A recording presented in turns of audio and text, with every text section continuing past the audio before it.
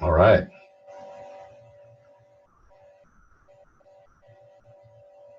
We are recording.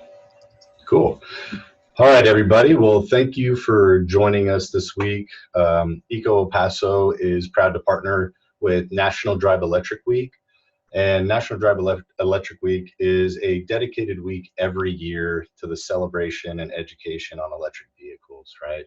For those that have purchased them and used them and love them, and car enthusiasts, to those that are just looking at the finance and economics of them, or what are the features and the power that they could offer, and then all the options, right? I think everyone just hears Tesla all the time, but it really shows you the wide range of options that are all great.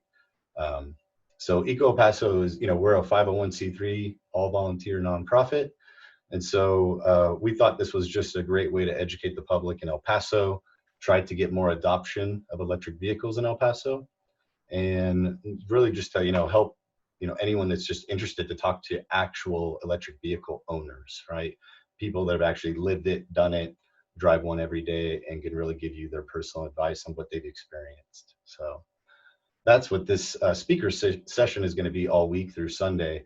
But we have a guest today, very special guest. Thank you to Jonathan Macias. He is one of our local board members here in El Paso for Eco El Paso. And I will let him sort of take it away, since he is probably one of our local expert EV owners and users. Thank you, Shelby. I should caution that I am a self-proclaimed expert. I do not necessarily have a background in engineering or anything of that nature, but nobody that drives an EV or an electric vehicle really has to have that level of degree either. These vehicles are obtainable and accessible for the everyday driver, and that's really what we aim to do in terms of our outreach through the newly formed Rio Grande Electric Auto Association chapter, or as I lovingly refer to as the RGEAA. The chapter was recently created, and it links up to the national chapter of the Electric Auto Association, which has actually been around since the 1970s. And we endeavor to do the same amount of outreach and education, as well as providing community cohesion for those that have similar interests in and affinities, whether that be entities like the Sierra Club, our local energy provider, and even those that are interested in how do you get some of those renewable energies into these EVs or even the partial hybrid electric vehicles, which we can also talk a little bit about today. I'd like to first share, Shelby, and for those of you that are watching this on this live stream, my fascination and how I got interested with EVs. My first introduction to electric vehicles was a result of seeing a grant that had come through when I used to work at the University of Texas at El Paso. It was about, I believe, 10 years ago, where a forward-thinking faculty member had the idea and the initiative to think about how we provide the infrastructure or the charging stations, which for EVs is the equivalent of a gas station pump, and how to strategically place them throughout our community. What that faculty member ended up doing was writing a grant in coordination with the city of El Paso, the state, other entities like HACEP, as well as I think there were some federal entities, in order to develop that distribution network in our community. And what I would say was very forward thinking to about 10 years ago, before EV started gaining popularity in our community. When I was reviewing the outcomes of that grant, I noticed that there was about 27 charging networks that were a level 2. And level 2 just means that it's able to provide about the equivalent of what an electric dryer does in most home settings, for those of us that have those, or sometimes even the electric ranges or cooktop surfaces. So it's very much similar to that output. And those were strategically placed throughout our community, so that people that are living in apartment communities, like the Green Living Community as part of HACEP, or even for those students, staff, and faculty members that work at UTEP, are able to go and connect their electric vehicles throughout the day to get a charge. There's also been a increased awareness to place these in places where people frequent, whether they're going out for dinner or whenever they're making errands or running to get groceries, as we've seen most recently with some of our grocery stores that have placed these charging infrastructure or options right in front of their places. So anyways, I first learned about it, and I just thought that it was a very powerful demonstration in our community about placing that infrastructure. And then I started thinking about, well, when could I start taking benefit of that network that's out there, and how would I even do it, and what does it mean to be an EV driver, and what are some of my options? At that time, I tend to consider myself an early adopter, and so I look at this from the perspective of technology seems to advance at a curve that's very similar for computers as well as what we're seeing in the EV industry, which means that about every 3 to 5 years, you're getting enhancements in range and in options. But then we're also seeing the battery technology is allowing for the prices to come down. The batteries that are embedded in those electric vehicles are very similar to what we're seeing on our modern day smartphones. The higher end batteries tend to be what it's called a lithium ion technology, which means a more energy for the size of the pack, but also longevity. And from that perspective, my first EV was actually a Nissan Leaf that I ended up leasing. And Shelby, if you don't mind, yes, you've got that one up on the screen. I'd also like to share my screen real quick, and I'll just share with the folks out there that there were other ones that specific to our community, which was a Nissan Leaf that was readily available in our community and even had backing by the local dealership in order to provide maintenance and the necessary operation to keep it running. So it looks like right now I can't quite screen share, but when I do get to that point to share some of my items, the thing about the Nissan Leaf is that it is now in its third generation. And under its third generation, it actually has the availability to go up to 226 miles. The first generation of the Nissan Leaf had about 80 to 100 miles of range, but it really depended, just like miles per gallon on a traditional internal combustion engine or one that is dependent on gas or diesel. It depends on the driver's temperament for how quickly they like to accelerate, what the weather conditions are, if they're going up maybe a grade, or maybe like we have here in El Paso, up a mountain pass, where you might see an impact on the miles per gallon. And so the very same applies to electric vehicles, because it's all based on, it's all based on physics. Yeah. So I think what we see, Shelby, is that this is the options in terms of being able to look at what models suit our needs. Because for me, what I was really concerned about when I looked at my first EV is that if the technology was advancing that quickly, I didn't necessarily want to buy. Now, I wasn't really a big proponent of leasing vehicles prior to the Nissan Leaf. That was actually my first vehicle that I had leased, but it gave me a very low risk approach to being able to take advantage of the newest technology, but not necessarily be hampered or be stuck to it if something came out in 2 or 3 years later. Shelby, I know you've been considering EVs. Is the Nissan Leaf one that you've thought about? It is, yeah. I actually went to Casa Nissan here in El Paso, and they actually sponsored last year's event, and they had a few on site, and they were really nice. It was actually this white, kind of light cream colored version, and I mean, when you looked on the inside, it looked like a 21st century, spaceship. All the technology, screens, it was really clean looking on the inside. I don't know, I just really liked it, and the mileage was great. I think the one they had on site at the time was one of their advanced, larger battery packs that had the advanced mileage on it. And I think the misconception is everyone just thinks Tesla, oh, they're $50,000 to $100,000, and that's really not the case, because when you start to dig in, yeah, you can buy a $50,000 to $100,000 EV, but you can also buy them much cheaper. And what you're also now starting to see is I'm starting to see used vehicles. So you're seeing used Nissan Leafs and used Teslas, even Model S and Model 3s. You'll find them used now, low mileage. Which you bring up a really good point, Shelby, and I think that's the thing that we want to drive home. And this is also a good opportunity to talk a little bit about why we decided to establish the Rio Grande Electric Auto Association under Eco El Paso. We really see this as a method at Eco El Paso, for which I'm also a board member, under Eco El Paso, I should say, as an opportunity for us to talk about your mobility needs as a part of sustainability. Because if you really are thinking about EVs, then the next natural step might be, how do you power that EV? It might be through clean energy, such as solar panels, rooftop solar, or even community solar, in a way to ensure that what's getting into your vehicle is something that is sustainable and might not have as big of an impact on our local and global climate. But we can talk a little bit more about that as we continue to talk about my EV journey.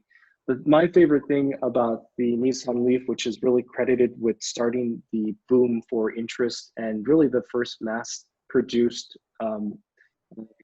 obtainable electric vehicle, is that now those generation 1 and 2 Nissan Leafs are really, really affordable, and some can be purchased for as low as $10,000 and below. Oh, and that's wow. just one of them. That's nice. Yeah.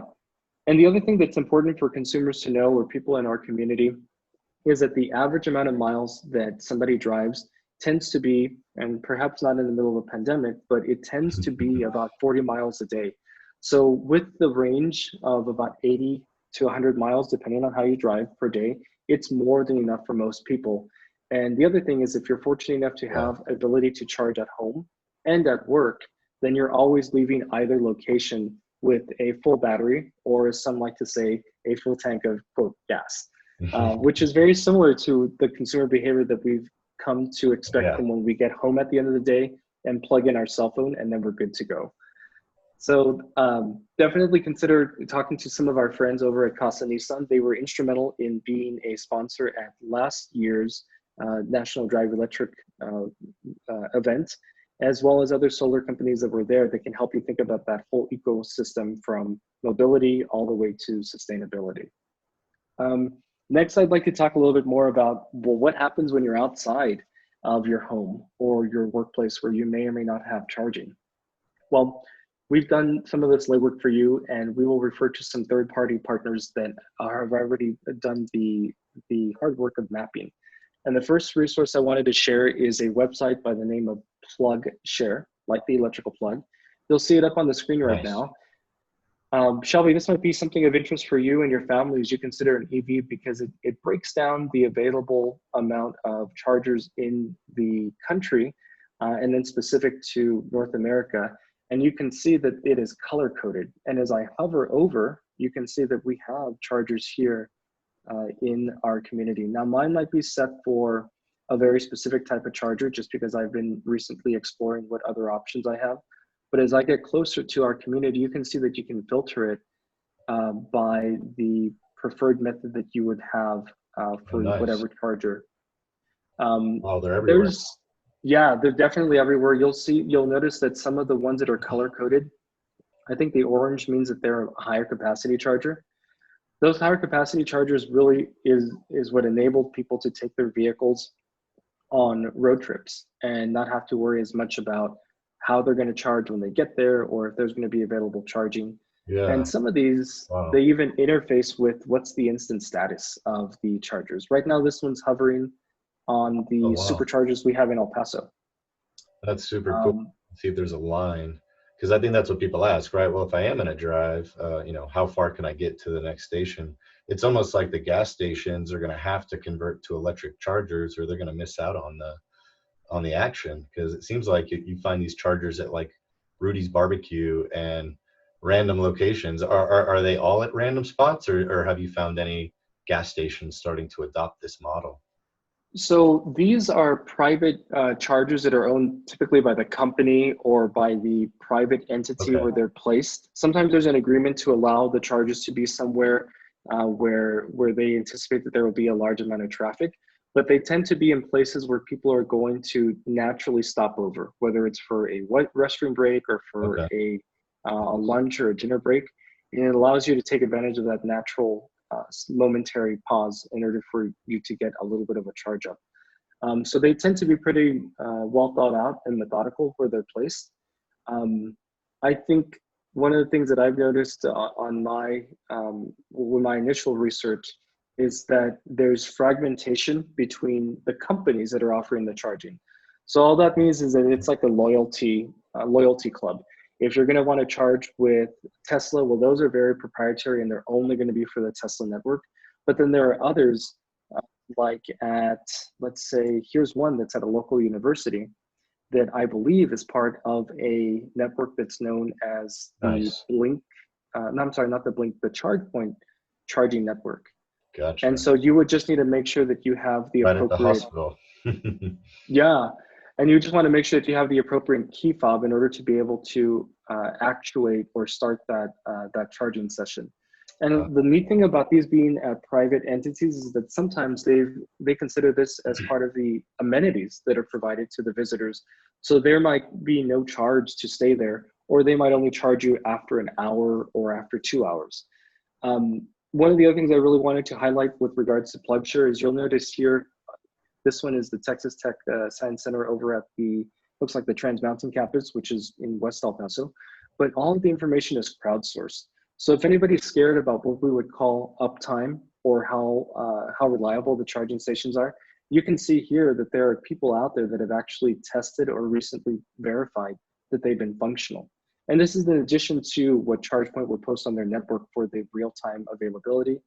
If you're new to El Paso or if you're just driving through, you can even see pictures that people have posted. So you can see exactly where or less you're going to find the charger. Yeah, I've noticed my last employer actually offered front row parking with EV chargers, or for anyone that drove a hybrid vehicle, sort of encouraging, the more people that drive those, the better the parking spot you get, which some companies may not matter, but if you've got thousands of employees pulling up every day, it's kind of nice no matter what time of day that you don't have to fight for parking. And it's even nicer if they're going to pay for your charging, because then we're not only talking about getting rid of gas, but now we're talking, half your charging costs could be, gone. Yeah, no, I definitely agree. That's a really good point. And the nice thing is that employers or private entities or even public entities that really want to help be part of the wave of the future and building out that infrastructure, it's nothing special like running a gas line or having to put underground containment, what is it, like tanks for fuel. Electricity by and large is already readily available, and it's just a matter of running the line. And they don't all have to invest in these level 2 chargers. Some of them can just dedicate the typical 120 outlets that your cell phone and your computer already use. And they can just say that these are designated areas where people that drive EVs are allowed to plug in. Now, I do want to underscore that just because the vehicle can connect to a traditional outlet doesn't mean that you don't have to think about additional things like making sure it's properly wired or that it is actually grounded, because a lot of the vehicles, as well as the portable charging bricks, will do a quick check to make sure these things are in place. But the other thing too is that it's just going to take longer to charge because you're not getting as much access to the electrical output as you would on some of these other charging stations. So that's just something to keep in mind. And that's one of the things that the Rio Grande Electric Auto Association wants to do in the years to come, is to work more with those private entities, like maybe apartment complexes, to be able to offer and develop a plan for how we roll out infrastructure in places where people might not have as much of a say as to, let's say, installing their own charger, but still having access, so it's not one of the impediments to EV adoption. Yeah, no, I mean, that's a great option. I'm sure people would take advantage of it if it existed. Nice. Yeah, so I think for anybody, again, the website is going to be called PlugShare. And if you have some extra time, they have a mobile app as well. And it really helps you be able to plot out everywhere you want to go, as well as the options.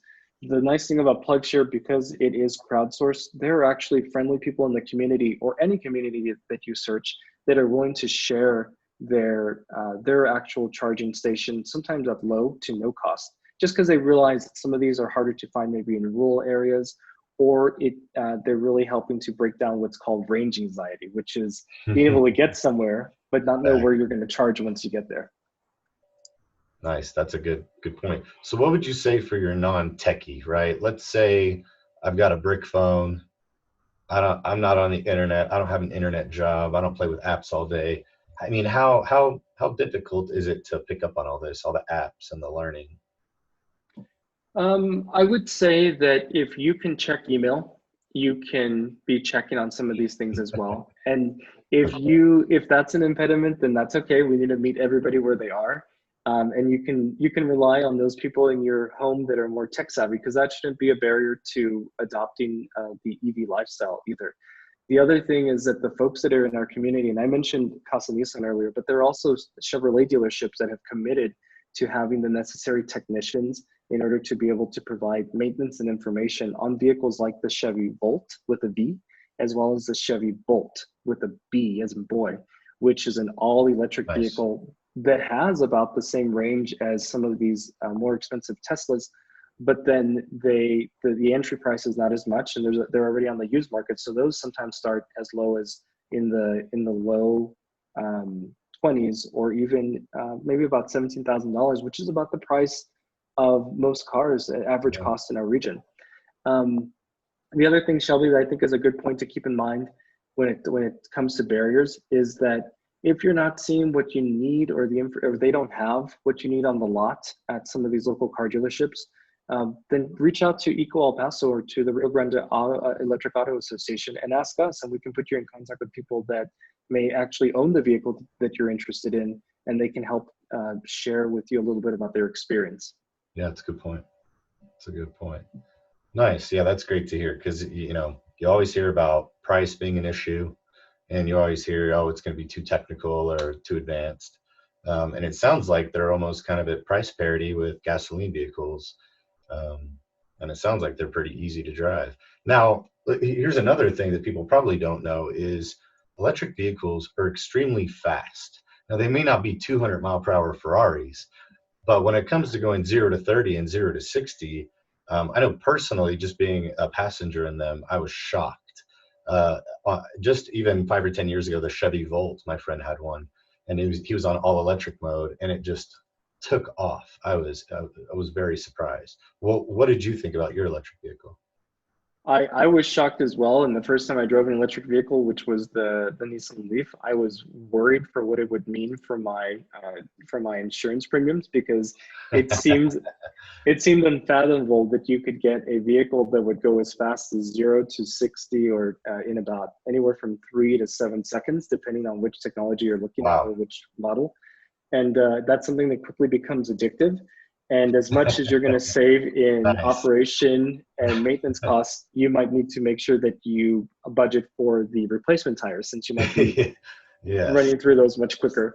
But you're right. The basic idea here is that because of the way that electric motors work, you have all of the power right off of what they call the line, which means if you're from a dead stop, you can go right away and you have access to all of the potential power output that the vehicle can give you. And it's a little bit different than in a traditional gas engine, where it is sometimes changing through gears, or maybe it doesn't reach its optimal power output until it gets to a certain, what's known as an RPM. And I think this is a really good point. We at Eco El Paso and the Rio Grande Electric Auto Association are not in a position where we're telling people that there will not be a place for gasoline cars or vehicles. There will always be one. We're just trying to say that there are different options out there. And maybe the next logical step for some people in our community is to even start exploring things like hybrid technology, which is the complement of an electric motor with a traditional engine, but it favors the optimization so that you can get anywhere from 50 plus miles per gallon instead of the average 30 miles or less with some of the other technology. One of the things that I've heard other people mention when it comes to potential EV or even hybrid adoption is that they're concerned that there's not going to be a vehicle that meets their lifestyle needs. In other words, they say, well, I have a minivan and that's what I really need. Well, guess what? There's actually a minivan out there known as the Chrysler Pacifica that runs as a hybrid. Not many people know that, but it's actually a plug-in hybrid that you can charge every day, gives you about, let's say 20 to 30 miles of all electric range. And then it just kicked into a regular hybrid mode. Some of the people that are working with trucks every day, they're skittish about that perspective. Well, guess what? Ford has committed to putting out an all-electric F-150 in the next couple of years. Yeah, I can't wait. I think they're going to be awesome, Shelby. And there are other folks that are looking at completely new from ground up models like the Rivian. So Those are good things to Yeah. watch, in addition to the things like the Cybertruck. Like, not everybody needs to be Yes. driving a Cybertruck. Yes. I even saw the Ford Mustang. It might be completely against all car culture to make a GT Mustang electric, but I bet you it will be ridiculously fast, just like the Tesla. Yeah. So, and this So is I actually, appreciate, Shelby. You've got our dedicated page. I'll let you run through it, and I'm happy to fill in any gaps. yeah, absolutely. And funny enough, I mentioned Rudy's Barbecue. This is actually a Rudy's Barbecue, the side of their parking lot here in El Paso. And I don't know this individual car, but this is a Tesla, right? You know, it's nice because you could be staying over at a hotel, which is in the background. You could be eating lunch or dinner or breakfast at Rudy's Barbecue, which are all over Texas. And you could be charging your car, which is really nice. I think you mentioned earlier, Tesla has their own dedicated network across the country, and it seems like they're constantly adding more, like ATMs all over the place. Yeah, So, and the other thing I'd like to highlight here, just because we're looking at this particular photo or this image here, is that these charging stations are what's called a level 3, and in some instances, at least as of right now, they're able to output up to 150 kilowatts of energy into the vehicle. So that's a lot. And what that means in real terms, I mean, that sounds like a great number. What that means is that in all likelihood, if you pull up to this station with a 5% battery, and you've only got, let's say, 20 miles of range. If you're driving a vehicle like this one that's shown here, this Tesla Model 3, which is maybe a long range, by the time you finish your lunch, which on average might take maybe 15 to 30 minutes, you will leave with a full battery pack. And nice. from that location of where that Wow. charging station is, you might make it all the way to eastward as far as Ozona, Texas. And I always joke that it's not the charging that's going to get you. It's probably your need for a break, for either a bathroom break or to a lunch break that you're going to have to naturally stop for anyways. Nice. Yeah, that's actually a really good point. And I think you mentioned something earlier. And I had, the friend I mentioned with the Chevy Volt, there are options where you have the first 20, 30 miles that are purely electric, but you still can have that backup four-cylinder engine with a 10-gallon tank of gas, which will get you, another, let's say, 25 to 40 miles per gallon, depending on the vehicle. So even if you ran out of gas or ran out of, your battery charge, you could still get another 200 to 400 miles out of your small electric engine that was built, or non-electric engine that was built in. So you really could have both a gasoline engine as a backup, a battery as a primary. And I know that a lot of people bought the Chevy Volt. I was really surprised when they recently said they're no longer going to make them. But you can actually find them at a really cheap price. So if you do want one, they're great cars. They're like tanks. They're very safe. So, well, cool. Well, I think that's about all we had today. Really, we just wanted to educate the public on electric vehicles, that they're not just for rich people, right? They don't just go 5 miles. They're affordable. There's many used options, even brand new options that are affordable. And also, there's a huge network here. El Paso Electric has a great rate. They're extremely behind the electric vehicle movement. Obviously, if we can get away from fossil fuels and gasoline, electric, and non-electric engines, it's going to help with health, clean air, clean water, everything that we want in this city. And so we just want everyone to know that there are lots of options for electric vehicles. Eco El Paso wants to be the education resource. El Paso Electric is happy to assist you if you need charging at home or your business. And yeah, join us the rest of the week. We're going to have speakers on Friday, Saturday, and Sunday. Again, they will be EV owners who live the life. But thank you, Jonathan, for joining us. Thank you to our viewers. And if you have any questions, you can always email us. Thank you for your time today. Thank you, Shelby. You have a good one. You too. Take care.